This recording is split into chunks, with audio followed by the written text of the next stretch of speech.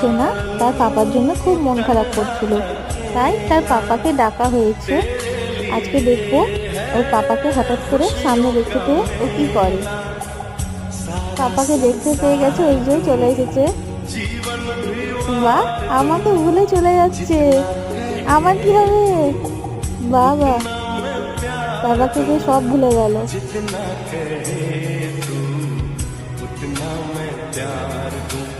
ये तेरा मुखड़ा ही मुझको भाता है, ये तेरा मुखड़ा ही मुझको भाता है। बाबा चले এসেছে আগে আমি তো সব